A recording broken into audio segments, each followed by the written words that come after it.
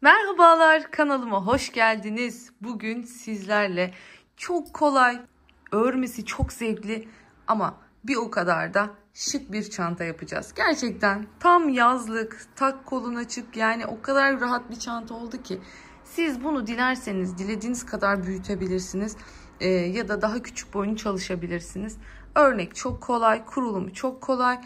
Bu çantamızın en önemli özelliklerinden bir tanesi de bakın, sap detayımız. Sap görüyorsunuz, aynı şekilde devam ediyor ve bu bütünlük gerçekten çok güzel göründü diye düşünüyorum. Bu çantada 350 gram kese kağıdı rengi kağıt ip kullandım. Çili halinde satılan kağıt iplerden kullandım. Bunun yanında da 3,5 milimetrelik tığ kullanıyorum. En başından söylemek istedim sizlere. Hemen ölçülerini de söyleyeyim.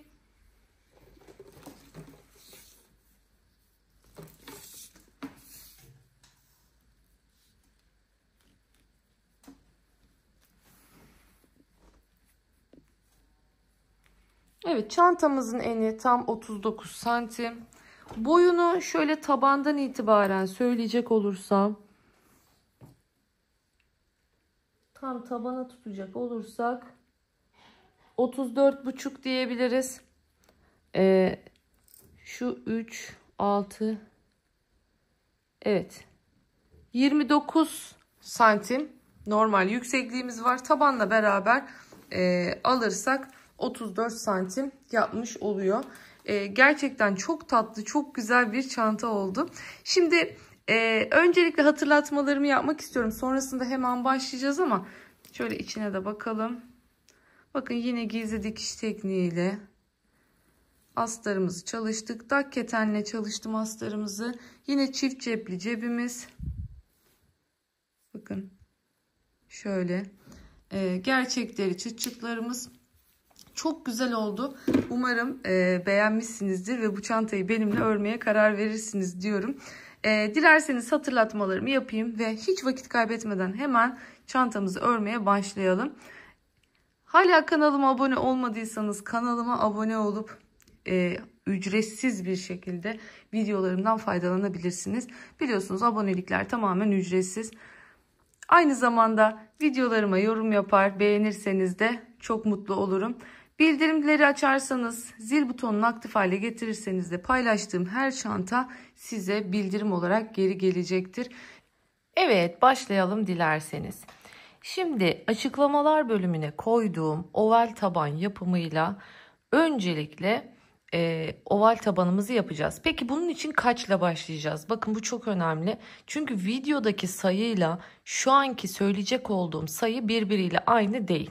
Şimdi burada 50 artı bir zincirle başlıyoruz oval tabanımızı yapmaya ve tam 10 sıra boyunca tabanımızı yapıyoruz. Biliyorsunuz 3'er tane arttırma yapmış oluyoruz her sırada. 3 burada, 3 burada olmak üzere her sırada arttırma yapıyoruz. Bunu dediğim gibi şu başlangıç sırasından, yani tam şurası, bakın başlangıcı, buradan itibaren saydığınızda tam 10 sıra olacak. İlk arttırmayı yaptığınız yere mutlaka işaret koyun. Tam onun hizasına, zaten oval taban yapımında işaretleyicileri nasıl kullanacağımızı gösteriyorum. O şekilde aynı hizada olacak şekilde son yere kadar arttırmalarımızı yaptık. Sonra hiç arttırma yapmadan üzerine devam ediyoruz. Bakın toplamda 1, 2, 3, 4, 5, 6, 7, 8, 9, 10 tane ne yaptık? Oval tabanımızı yaptık. Sonrasında 3, 6, 7. 7 sırada hiç arttırma yapmadan döndük. Ta ki nereye kadar? Bakın burada o işaretleyiciyi taktığınız yerde hani son nokta var ya. Son sınır noktasına gelene kadar örüyorum. Yani ne demek bu? Buradan saydığınızda burası 17. Merkezden buradan saydığınızda burası 17 sıra olacak. Burada artık tam olarak tabanımızın bittiği noktaya geliyoruz. Bu noktadan şimdi işaretleyicileri nerelere koyduğumu anlatacağım. Bu noktadan işaretleyicinin olduğu yere kadar ilmek kaydırmayla gideceğiz.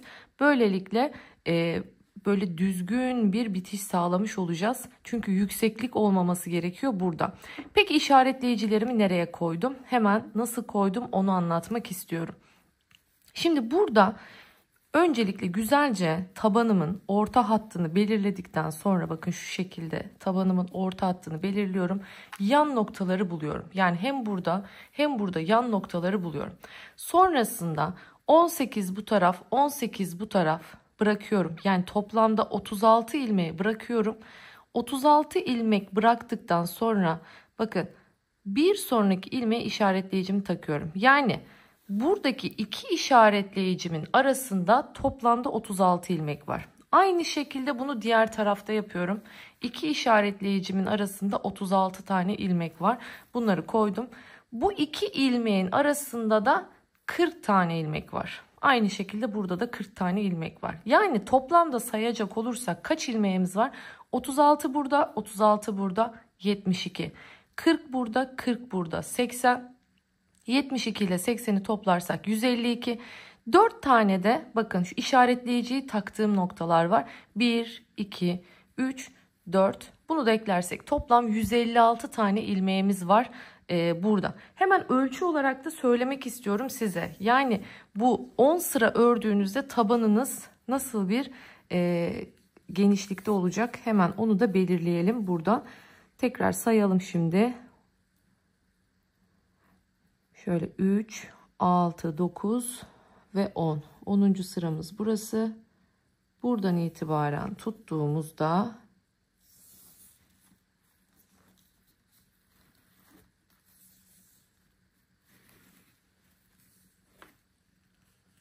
yine buradan sayalım 10 tane. Şöyle orta noktası burası. 1, 2, 3, 4, 5, 6, 7, 8, 9, 10. 10. sıra burası. Toplam 35 santim olmuş oluyor tabanımız. Onu söylemiş olayım. Tabanı bitirdiğinizde 35 santim. Sonrasında dediğim gibi 7 sırada dümdüz örmeye devam ediyoruz. Zaten spiral olarak devam ettiğiniz için yolunuza devam edeceksiniz. Dediğim gibi nerede bitiyor? Tabandan sonraki işaretleyicimizin olduğu hizayı kaybetmiyoruz. Son işaretleyicimizin olduğu yeri. En son bakın şurada gösterebilirim zaten. Bakın şu hizadan bir başlıyorsunuz. Şöyle gösteriyorum. Şuradan başladık. Aynı hizayı takip ediyorum sık iğnelerimi. Son sık iğnem burası. Burada bitiriyorum. Şimdi 3,5 milimetrelik tığ kullanacağım. Kullanıyorum bu çantayı örerken. Klasik çile haline satılan kağıt iplerden kullanıyorum. Kağıt ipim biraz ince. Çok eskiden aldığım bir kağıt ipti.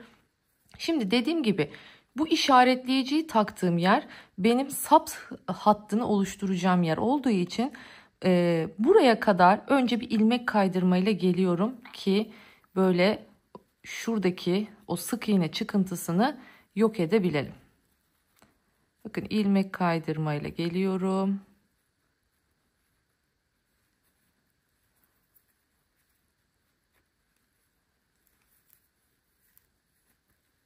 Evet, artık işaretleyicinin olduğu yere son ilmek kaydırmamı yapacağım. Pardon, ilmek kaydırdım. Şimdi buraya artık ne yapmaya başlayacağım? Trabzanımı çıkmaya başlayacağım. Şimdi şu en son ilmek kaydırdığım yere arkadan giriyorum. Şimdi bu ilmek kaydırdığım ilmeği bunu arkaya çekiyorum. Sonrasında bakın aynı noktadan tekrar giriyorum. İpimi geçiriyorum. Tekrardan bunu da öne çekiyorum. Görüyorsunuz. Bu şu anda düz. Ne yapıyorum? Şöyle bunu kıvırıyorum. O şekilde takıyorum. Sonra arkasındakini takıyorum. Ve normal artık bakın sık iğne gibi çıkarttım bunu. Şimdi üzerine bir tane daha zincirimi çektim. İpimi doladım. Hemen yandaki sık iğnenin tepesine girip ikili trabzanımı yapıyorum. Dönüyorum yanındakine. Yine ikili trabzan. Kaç tane? 6 tane yapıyoruz bu şekilde.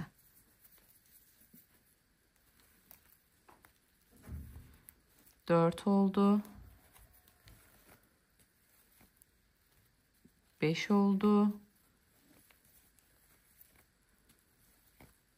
6 oldu. Evet, 6 oldu.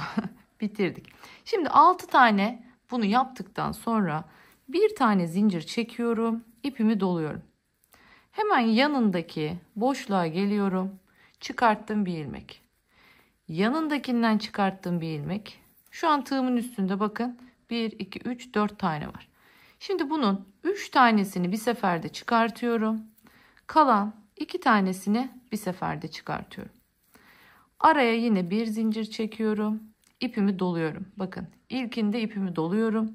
Girdim yanındakine, çıkarttım bir ilmek.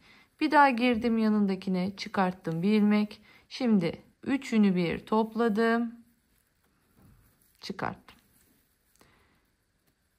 Bir tane bakın yine zincirimi çektim. Girdim yanındakine, tekrar yanındakine.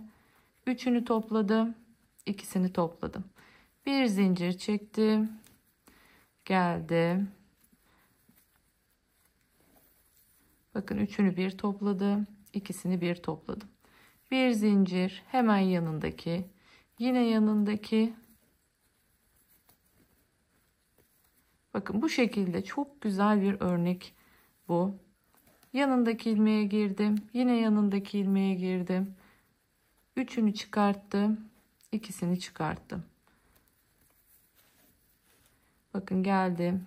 Yanındaki üçünü,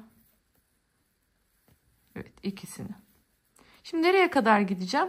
Yine burada 6 tane olacak şekilde. Artık buradakini çıkartabilirim.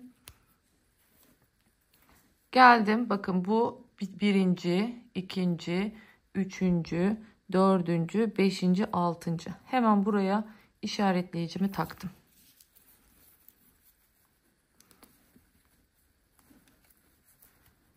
Örmesi hem çok zevkli hem çok çabuk güzel üreyen bir model.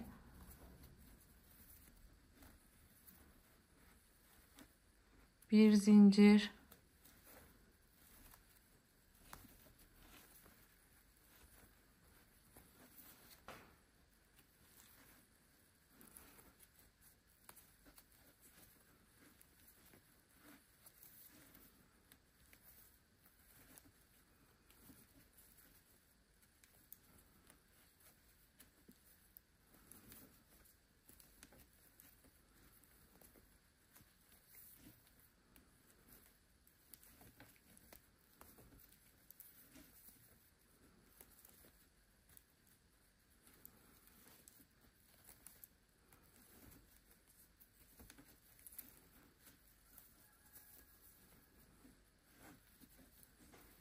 Evet bakın geldik şimdi sonuna, sap yapacağımız yere.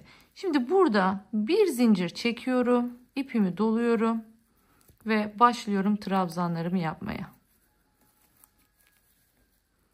1 2 2 seferde çekiyorum.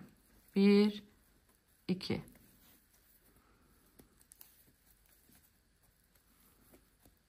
Evet 2 görüyorsunuz.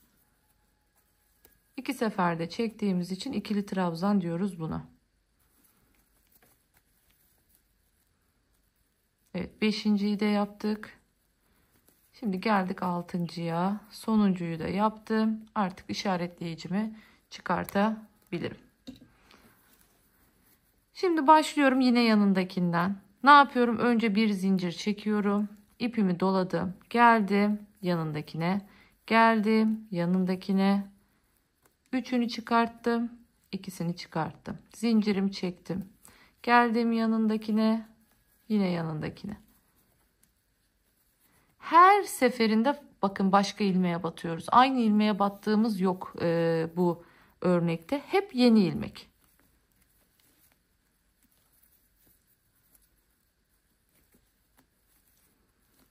Buradan bir ilmek. Buradan bir ilmek.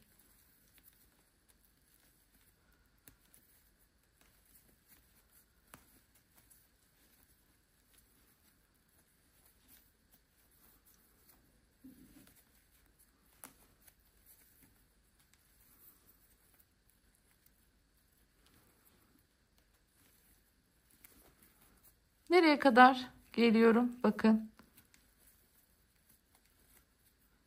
Bu şekilde yine buradaki sap yapmaya başlayacağım noktaya kadar geliyorum. Yani işaretleyicimin olduğu yere kadar. Şimdi aynı örneği koymaya devam edeceğim. Burada unutmayın. Aralara bir zincir çekmeyi unutmayın. Bu önemli. Çok fazla uzatmıyoruz. Bakın. Şunları çok fazla uzatırsanız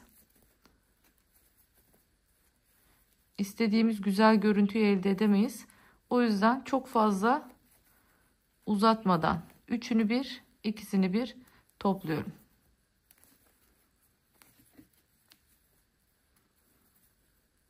Hemen işaretleyicinin olduğu yere kadar örüp geliyorum. Evet, geldim. Bakın sonuncuyu da yaptım. Yine ne yapıyorum? Bir zincirimi çekiyorum. İşaretleyicimi çıkarttım. İpimi doladım. 6 tane trabzan.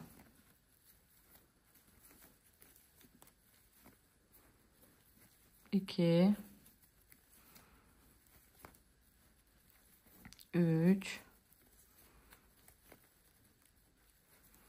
4 5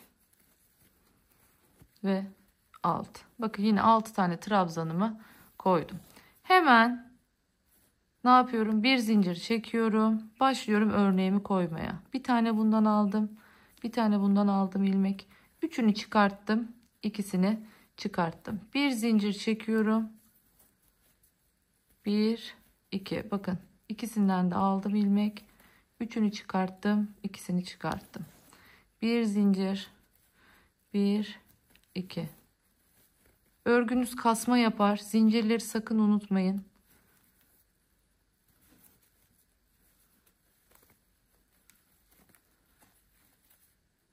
Bir zincirimi çekiyorum. Başlıyorum trabzanlarımı yapmaya. 1 2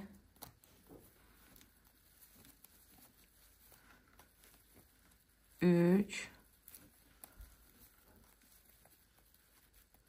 4 5 ve bakın 6. yine işaretleyicimin olduğu yere. Şimdi ne yapıyorum? Yine bir zincirimi çektim. Yanındaki üçünü bir topla, ikisini bir topla. Bir zincir çektim. Yanındakinden bir ilmek, yanındakinden bir ilmek. Üçünü topla, ikisini topla. Şimdi başladığım yere kadar hemen örüp geliyorum. Hemen üst sıraya nasıl geçeceğiz, nasıl birleştireceğiz onları göstereceğim.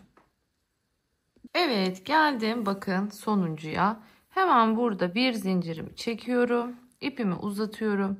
Bakın şu ilk yaptığım zincirin değil, iki yanındaki trabzanın tepesinden giriyorum.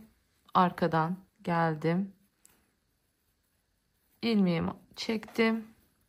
Sonrasında ne yapıyorum? Bakın tam şuradaki zincirin ikincisinin göbeğinden giriyorum. Girdim. Arkadan da bunu evet çıkarttım. Bu şekilde. Biraz uzatıyorum bakın böyle. İpimi doluyorum. Şimdi aynı o zincirli ilk trabzanın göbeğinden giriyorum. Çektim, uzattım. İkisini bir çektim. Bakın. Şimdi bu ipi burkuyorum şöyle. Arkadaki ipi. Tekrar takıyorum tığıma. İkisini bir çektim. Bakın bu şekilde şöyle bir trabzan görüntüsü elde etmiş oluyorum. İpimi doluyorum yanındakinin göbeğinden. 2 2. Bakın 2 seferde çekiyorum. Hep göbeğinden.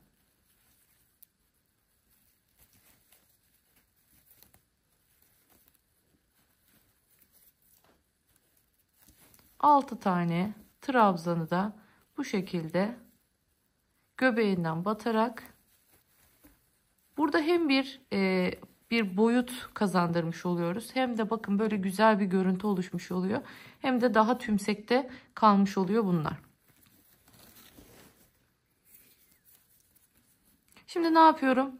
Bir zincirimi çektim, ipimi doladım. Artık her bir, bakın şu aşağıda görmüş olduğunuz her bir örneğin tepesine bir örnek yapacağız. Bunu yaparken ipimizi doluyoruz. Bir tarafına bir tarafından ilmek alıyoruz. Bakın buradan bir ilmek aldım. Geldim diğer yanından bir ilmek aldım. Yine üçünü çektim. İkisini çektim. Bakın bu şekilde. Tekrar bir zincir. İpimi doladım. Şimdi sıradaki örneğimiz bu ya. Şimdi yine bir öncesi bir sonrası. Üçünü çektim. İkisini çektim. Bakın zincirimi aldım. Bir önü bir arkası. Zincirimi çektim. Bir burası, bir burası. Bir burası, bir burası. Zincirimi çektim. Bir öncesi, bir sonrası. Zincirimi çektim. Bir öncesi, bir sonrası. Zincirimi çektim. Bir öncesi, bir sonrası. Bakın bu şekilde ilerliyoruz. Gerçekten o kadar zevkli ki hem duruşu çok güzel hem de çok zevkli ilerliyor. Gerçekten harika.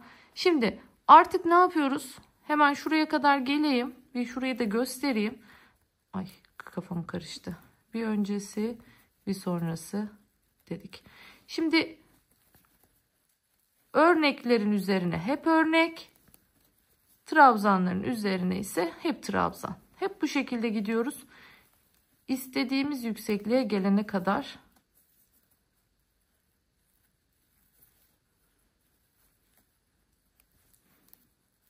Aralarda tekrar söylüyorum. Zincir çekmeyi unutmayın.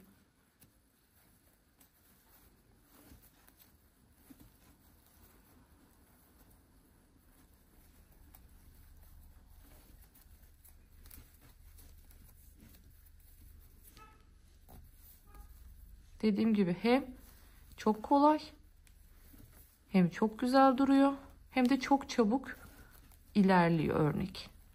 Yani düşünün ki sık iğne yaparken nasıl ilerlemekte zorlanıyorsunuz. Burada hemen bakın istediğimiz yüksekliği sağlamış olduk. Şimdi bakın son örneği koyduktan sonra bir zincirimi çekiyorum. İpimi doluyorum. Bakın trabzanın bu şekilde göbeğinden girip yine ikili trabzanlarımı yapıyorum. Hep bu şekilde. Tepelerine batmıyorum. Çünkü tepelerine batarsam örneğiniz yukarı doğru gittikçe kayma yapar. Bunu önlemek için ne yapıyorum? Direklerin şu şekilde girerek batıyorum ki böylelikle dümdüz yukarı doğru çıksın.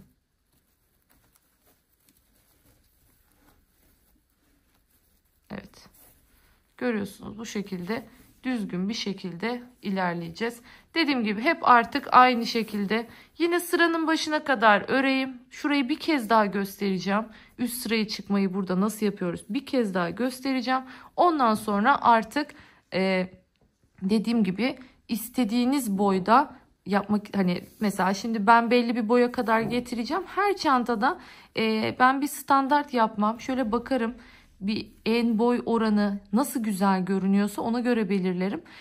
Siz de istediğiniz gibi uzatıp kısaltabilirsiniz bu çantayı, tamamen size kalmış. O yüzden ama ben ne kadar ördüğümü tabii ki de sizlere belirteceğim. Hem kaç sıra ördüğümü söyleyeceğim hem de yükseklik olarak kaç santim ördüğümü belirteceğim. Hemen sıra sonuna kadar örüp geliyorum. Evet geldim, şimdi yine ek noktasına bakın. Bir zincirimi çekiyorum, ipimi uzattım. En son değil, bakın şu en son yapmış olduğum değil de bir önceki, yani ikinci trabzanın tepesinden geliyorum. İlmeğimi geçiriyorum. Bu ipi arkaya çekiyorum. Şimdi alttaki, bakın şu görmüş olduğunuz trabzanın tepesinden giriyorum. Bunu da geçiriyorum. Bu şekilde içinden çıkıyorum.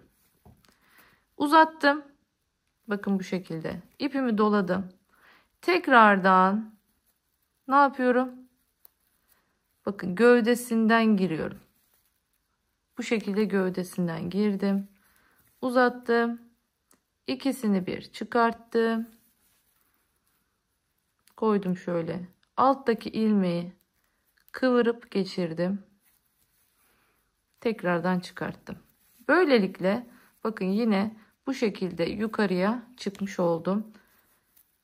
İpimi şimdi doladım tekrar yanındakinin gövdesinden.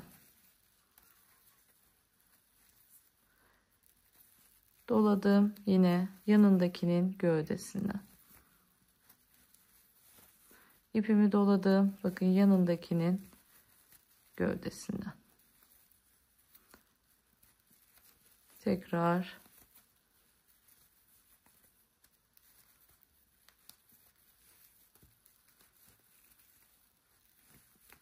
görüyorsunuz 6 taneyi yine bu şekilde yapmış olduk. Son derece düzgün bir şekilde üst sıraya çıkmış oluyoruz böylece. Şimdi artık anlaşıldı diye düşünüyorum. Burada dikkat etmemiz gereken en önemli noktayı tekrardan hatırlatmak istiyorum. Bakın hem örneğe başlarken bir zincir çekerek başlıyoruz. Yani burada bir zincir çekerek başlıyoruz. Trabzana geçerken yine bir zincir çekiyoruz. Bakın bu deliklerin iki tarafta da eşit bir şekilde olabilmesi için, yani şu altılının iki kenarına da delik denk gelebilmesi için hem trabzana girerken hem trabzandan çıkarken birer zincir çekmeyi unutmuyoruz. Bu önemli. Bakın son derece düzgün bir şekilde oldu. Herhangi bir kasma yok. Şöyle elinizle, el ütüsüyle şöyle düzeltirseniz formu çok güzel, duruşu çok güzel. Zaten bitmiş hali gördünüz, çok güzel. Bu şekilde istediğim yüksekliğe gelene kadar örüyorum. Ondan sonra artık diğer detaylarıyla devam edeceğiz. Evet, artık istediğim boya kadar geldim. Bakın çok gerçekten dümdüz bir şekilde ilerledi. Hiç sapma yok vesaire. Direklerimiz olduğu gibi kaldı. Şimdi bunları aynen devam ettireceğiz. Bunu nasıl yapacağımızı da göstereceğim. Şimdi hemen ölçüsünü söylemek istiyorum. Bakın örnek kısmı. Şöyle 23 santim örnek kısmımız. Kaç sıra yapmışız? 3, 6, 9, 12, 15, 18, 21, 23. Tamam. 23 santim 23 sıra denk gelmiş. Şimdi ağız kısmını yapmaya başlayacağız. Burada önemli bir detayımız var. Çünkü hem ağız kısmını yapacağız ama hem de bunu devam ettireceğiz. Bunu nasıl yapıyoruz? Hemen şimdi dilerseniz başlayalım. Bakın yine en son geldim. Bir zincirimi çektim. İpimi uzattım. Yine birinciyi değil ikinci, ilk gerçek trabzanımızın tepesinden giriyorum. Ve ilmeğimi arkaya bakın bu şekilde çekiyorum. Şimdi yine aynı uzantısından şu boşluktan giriyorum. İlmeğimi takıyorum. Ve ipimi çekip buraya ilk sık iğnemi bu şekilde yapmış oluyorum. Geliyorum hemen ikincisine. Devam ediyorum. Bu sırayı dümdüz bu şekilde ilerleyeceğiz.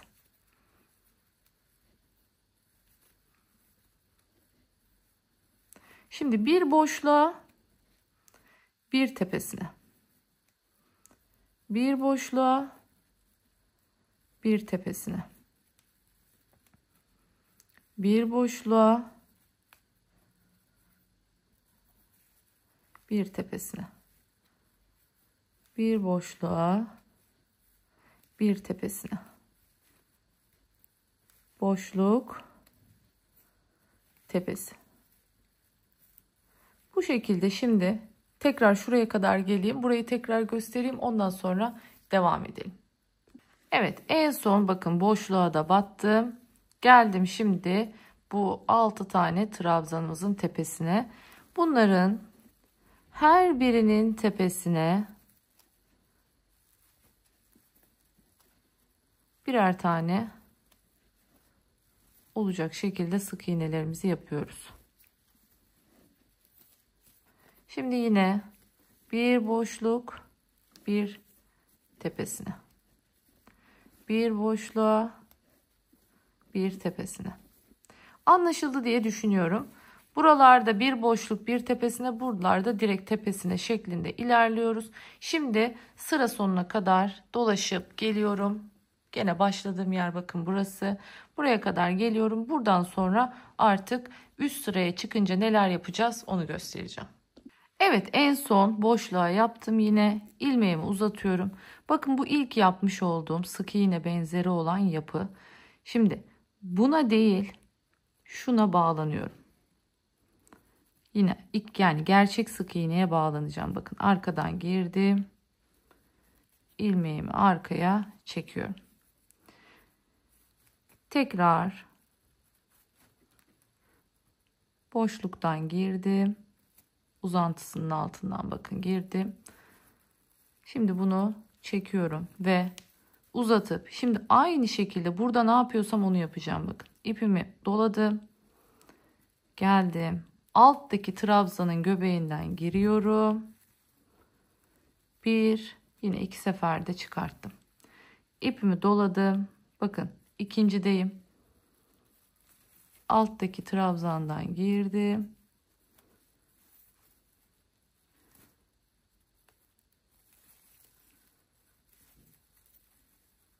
Bakın bu şekilde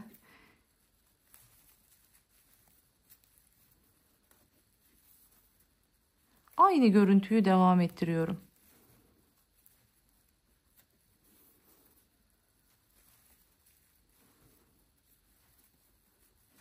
Evet. 1, 2, 3, 4, 5, 6 bakın gördünüz yaptık. Şimdi ne yapıyorum? Sıradaki sık iğnemiz üzerinden devam ediyorum. Şimdi burada artık normal örneğin üstüne denk gelen yani ortadaki ve yanlardaki örneklerin üzerlerinde sık iğne yapıyoruz. Şu devam edecek sap detayımızda bakın bir sıra sık iğne, bir sıra bu yaptığımız trabzan işlemini tekrarlıyoruz.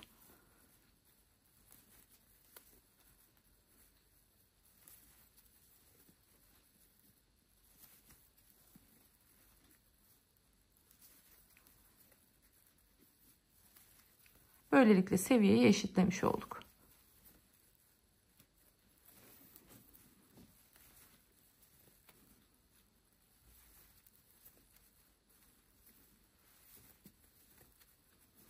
Şimdi şuraya kadar geleyim. Tekrar göstereceğim.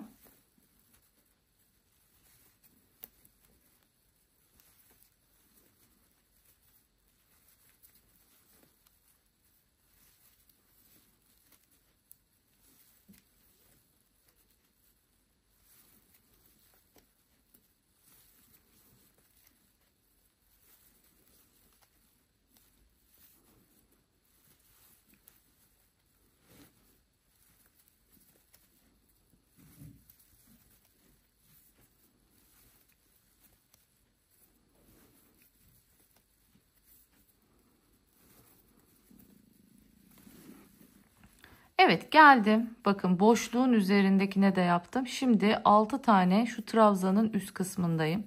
İpimi doladım. Geldim birincisinin göbeğinden girdim. Uzattım. Çıkarttım.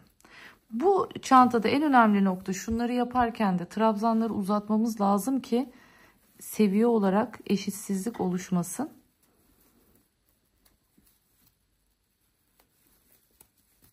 Bakın iyice uzatıyorum.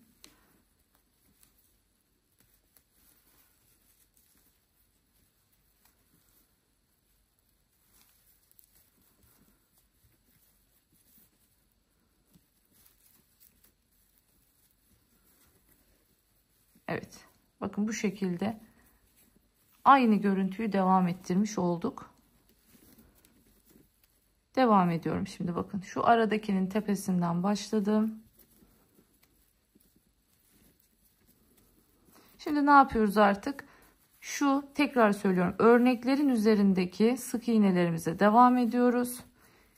Sap detayını, yani boydan boya yaptığımız bu devam edecek ya sap olarak. Buradakilere ise ne yaptık? Bir sıra sık iğne, bir sıra trabzan. Yani bunu dolaşıp geldikten sonra buraya geldiğimde tekrardan birleştireceğiz. Aynı yöntemle bakın buradan arkadan geleceğim. Birleştireceğim. Yine şu ilk sırada yaptığımız gibi videoyu başa alabilirsiniz. İlk sırada yaptığımız gibi tamamı sık iğne. Bakın bunların üstüne de sık iğne yapacağız. Bir üst sıraya geçtiğimizde, yani 4. sıraya geçtiğimizde yine bunların üzerine bu şekilde trabzanlarımızı, sık iğnelerin üzerine yine sık iğnelerimizi devam ettireceğiz. Bu şekilde çantamızın ağız kısmını tamamlayacağız. Şu yüksekliğe şimdi bakacağım, hem boy orantısı olarak hem şu alt üst orantısı olarak ya 4 ya 6, hani bu hangisiyle bitireceğime bakarak karar vereceğim. Dilerseniz ben istediğim yüksekliğe kadar geleyim. Ondan sonra artık çantamızın ağız kısmını zaten bitirmiş olacağız ve doğrudan neye geçeceğiz? Sapına devam edeceğiz. Sapı nasıl, aynı görüntüyü nasıl devam ettireceğiz? Şimdi sonrasında onu göstereceğim sizlere. Hemen ağız kısmını örüp geliyorum. Evet, 4 sırada bitirmeye karar verdim. Bu benim için yeterli olacak. Şimdi ne yapıyoruz? Bu ağız kısmını kapatacağız. Neyle? İlmek kaydırmayla. En son bu sık iğnemi de yaptım. Bakın şimdi şuradaki ilk tepeye geliyorum ve bir ilmek kaydırıyorum. Devam ediyorum. Yanımdakinden her ilmeğe bir tane.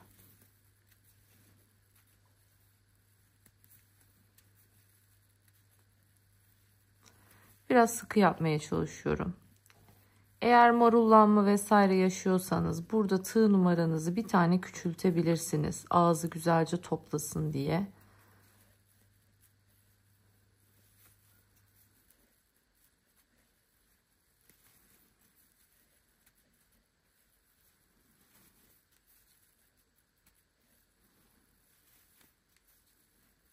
Bakın bu şekilde sıkı bir şekilde devam ediyorum. Eğer ki dediğim gibi istediğiniz ağız görüntüsünü elde edemezseniz, eğer bir marullaşma söz konusu olursa, ağzı açılırsa mutlaka ne yapmalısınız? 3 milimetrelik tığa geçmelisiniz burada. Ya da bir diğer nokta, şurada birer tane ilmekleri, yani şu ilmekleri kaybedebilirsiniz. Yani ne demek istiyorum, hemen göstereyim şimdi burada size. Şurada görmüş olduğunuz bakın şu direklerimiz var ya, bu direklerimizin dibindeki, yani şu boşluktaki ilmeklerimiz görüyorsunuz. Bunları iptal edebilirsiniz. Eğer sizin şu sık iğne kısmınız çok açıldıysa ve çok marullandıysa. Ama benim hani şu anda öyle bir sıkıntım yok. Zaten bunu yaptığımda biraz daha toplayacak. Bir de güzelce ütüyü bastığımda kalıplaşacak. Ondan yana bir sıkıntım yok. O yüzden ben o dediğim atlamayı yapmıyorum. Her ilmeğe bir tane ilmek kaydırmamı yaparak yoluma devam ediyorum. Şimdi bu şekilde sıra sonuna kadar geleceğiz ve artık buradan sonra neye başlıyoruz? Tabii ki de sapımıza başlıyoruz.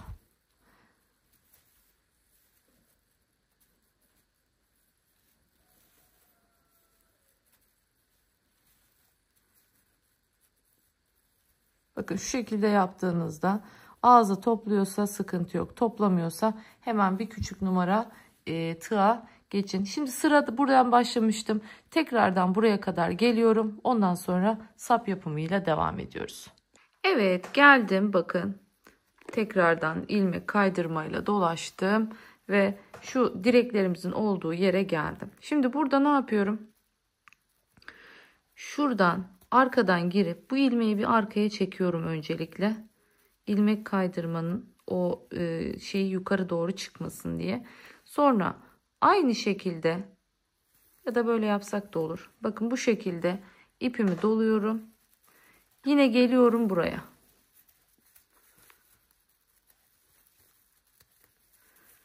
Aynı şekilde. Daha öncekilerde yaptığımız gibi gövdeden giriyorum.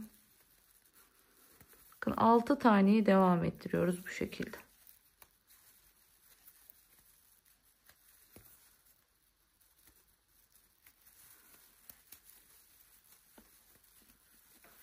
Dört oldu.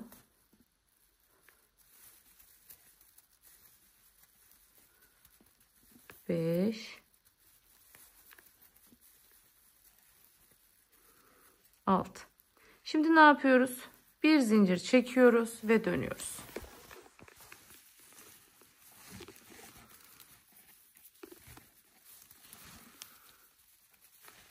Bakın bu şekilde geldim. Şimdi şu en baştakinden başlıyorum. 6 tane sık iğnemi yapıyorum buraya. 1, 2, 3, 4, 5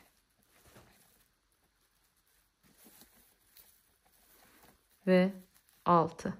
Ne yapıyorum? Hemen tekrardan dönüyorum. Şimdi uzatıyorum. Yine aynı şekilde ipimi doluyorum. Yine gövdesinden giriyorum. Yani ne yapacağız? Artık yüzünden bu şekilde trabzanlarımızı yapacağız. Bakın uzatıyorum. Gelirken arkadan sık iğnelerimizi yapacağız. Çünkü bunu hep yüzünden yapmamız lazım. Bu şekilde.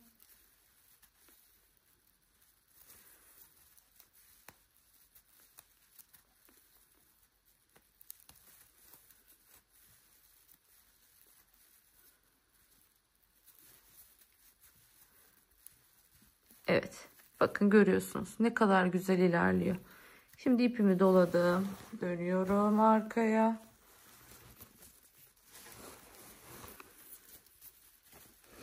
Bakın direkt başlangıçtaki birinciden başlıyorum şimdi. 1. Sayın mutlaka. Yanlışlıkla sondakini falan kaçırırsınız. Sonra ilmek sayınız azalır. Ona çok dikkat edin. Bakın 5. ve en son 6. Şimdi ne yapıyoruz? Dönüyoruz tekrar. İpimi bakın doluyorum. Yine birincinin gövdesinden girdim ve başlıyorum. 1, 2,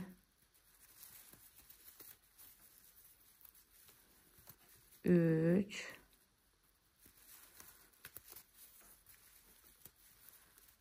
4,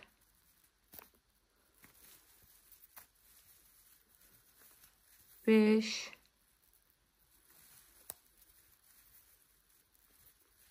ve 6. Bakın görüyorsunuz. Aynen burada nasılsa örneğimiz aynı şekilde devam ediyor böylece. Son derece güzel ilerliyor. Şimdi hemen istediğim uzunluğa gelene kadar. Şimdi diyebilirsiniz bunu nasıl yapacağım? Mesela nasıl başlayacağım? Sıfırdan olunca nasıl başlayacağım? Hemen onu da göstereyim video aşamasındayken. Şimdi direkt nasıl başlıyorum onu göstereyim. Şimdi bunun üzerindeyiz ya. Bunun üzerinde olduğumuz için şöyle tepeden bakın giriyorum. Girdim. Aynı diğer başlangıçlardaki gibi bakın bu şekilde. İlmeğimi uzattım, ipimi doladım. Gövdesinden girdim. Uzattım. İkisini bir çektim ve bu şekilde ilkini yapmış oldum. Tekrar doladım ipimi. Geldim buraya. 1, 2. Tekrar doladım.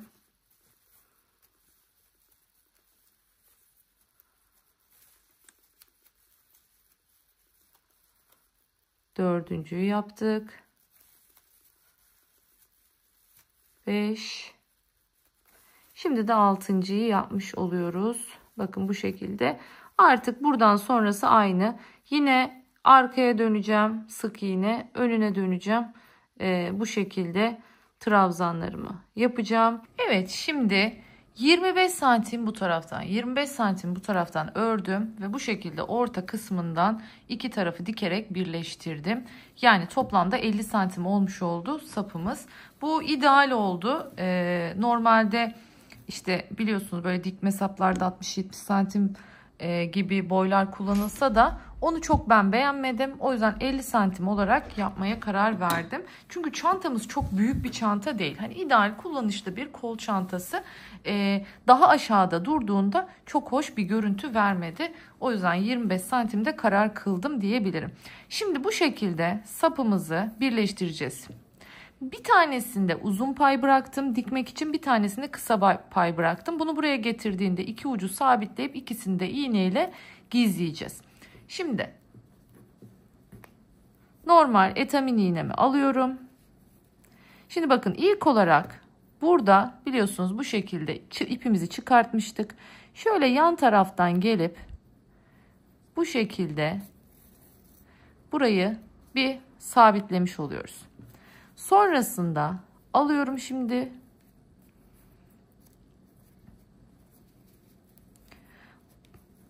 Şimdi sayıyoruz burada. 1, 2, 3, 4, 5, 6. Yani ilk ilmeğimiz bu.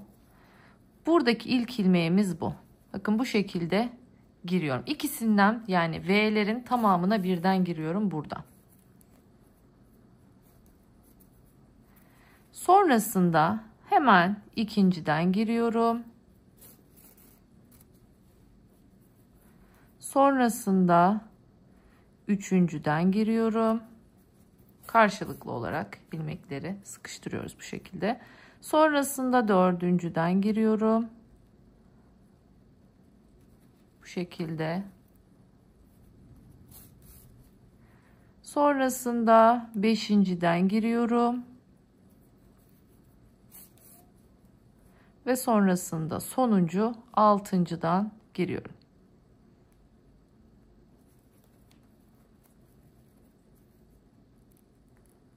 Şöyle V olacak şekilde.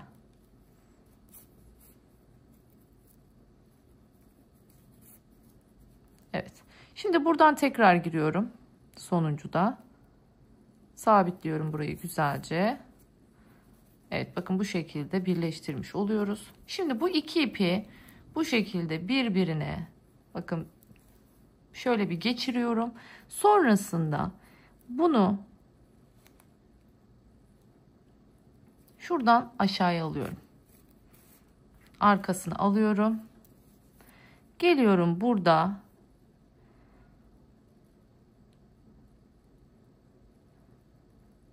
Şöyle aşağıya giriyorum. Ve şuradaki sık iğnelerimin arasından giriyorum.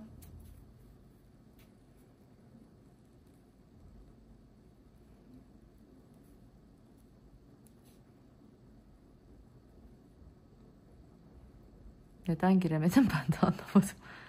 Diğer tarafta çok rahat girmiştim.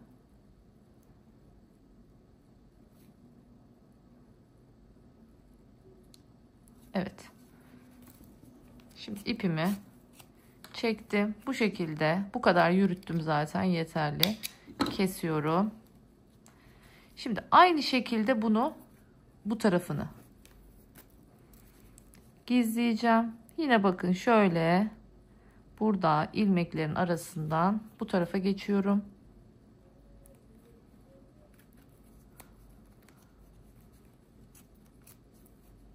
Ve sonrasında yine buradaki sık iğnelerimin arasından bu sefer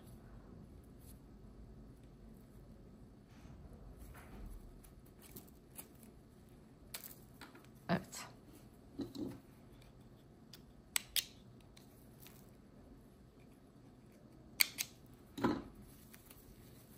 Görüyorsunuz bu şekilde birleştirmiş olduk. Gerçekten şu sapın şöyle bir bütün olarak gitmesi o kadar güzel göründü ki. Bakın görüyorsunuz, boydan boya aynı sap gidiyor ve sapımızı bu şekilde 2 katlı gibi ördüğümüz için oldukça güzel, böyle kalın bir sap elde etmiş olduk. Hani kolunuzda çok rahat edersiniz. Hiç acımaz, ağrımaz, içine yük binse de diyorum. Şimdi ben bunun astarını hazırladım. Hemen astarını da göstermek istiyorum size.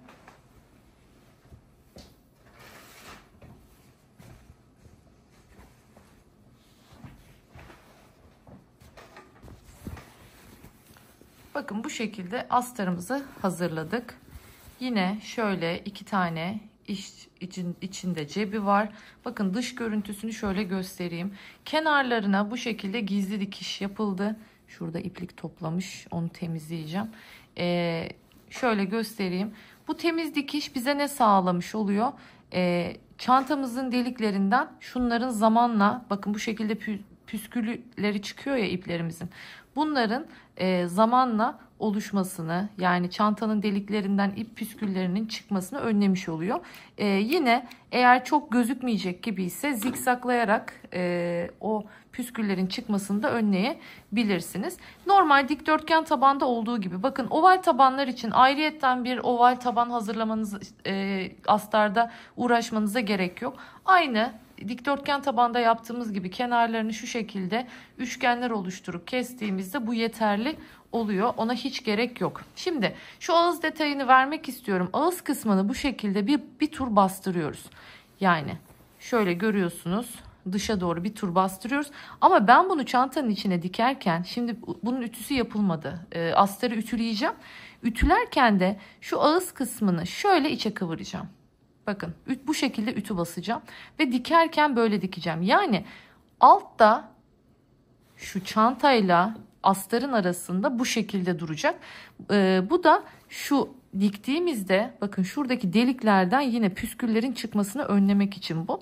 Ben dikerken bu dikişi katlayacağım. Görünmeyecek, şu şekilde dikeceğim. Bir tek çıt çıtını da taktık mı işimiz tamam.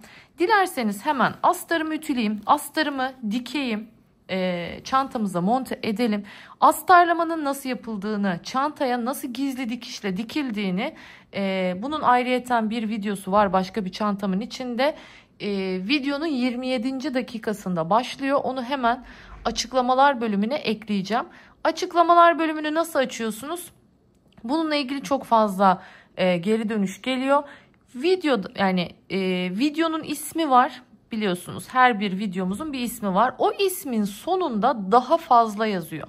O daha fazla yazan yere bastığınızda açıklamalar bölümü açılacaktır. Orada ne kadar ip kullandım, kaç gram ip gitti, hangi tığ kullandım ya da işte kullanmanız gereken taban linki, astar linki vesaire varsa onların hepsini açıklamalar bölümüne ekliyorum. Oradan o bağlantıları tıklayarak yapabilirsiniz diyorum. Sonrasında finalde bitmiş haliyle görüşmek üzere diyorum. Evet, finaldeyiz. Gerçekten çok kullanışlı, çok kolay ve çok tatlı bir çanta oldu. Sapının kendinden olması gerçekten çok güzel görünüyor. Şöyle hemen göstereyim. Aslında farklı bir çıt çıt düşünmüştüm. O yüzden size göstereceğim demiştim ama klasik normal bu şekilde çıt çıtlardan dikmeye karar verdim. Bu çıt çıtı dikerken kendi renginde bir ip kullandım. Bakın, hasırla dikmiyorum. O burada çok hoş bir görüntü vermiyor. Ne yaptım? Kahverengi renginde bir ip kullandım. İğneyi arkaya her çıkarttığımızda diğer boşluğa giderken sık iğnelerimin arasından gittim. Bu çok önemli. Çünkü yoksa aksi halde burada ne olur? İpleriniz dışarıdan görünür. O yüzden iplerinizi gizleyerek dikmenizi tavsiye ediyorum. Hemen şöyle şu tarafını çevirelim. Cepli kısmını da göstereyim. Bakın bu şekilde 2 tane cebimiz var. Şöyle burada etiketimizi vesairemizi çantaya monte etmeden önce dikersek çok daha rahat edersiniz. Bakın şöyle göstermek istiyorum ağız kısmını. Gizli dikişle diktiğim için hiçbir şekilde dikiş izi göremiyoruz. Görüyorsunuz. Son derece düzgün, tam kalıp bir astar Her zamanki gibi bakın tam tamına bir astar çalıştık. Umarım beğenmişsinizdir. Umarım benimle buraya kadar bu çantayı örmüşsünüzdür diyorum. Tekrar hatırlatıyorum. 350 gram kağıt ip ve 3,5 milimetrelik tığ kullandım. Bir de çıt çıt ihtiyacımız olan şeyler bunlar. Onun dışında gerçekten yapımı çok zevkli, son derece kolay bir çanta çalıştık sizlerle. Umarım beğenmişsinizdir. Buraya kadar bu videoyu benimle izlemiş, örmüşsünüzdür diyorum. Bir başka videoda daha görüşmek dileğiyle. Kendinize çok iyi bakın. Kanalıma abone olup, yorum yapıp videolarımı beğenmeyi unutmayın. Hoşça kalın.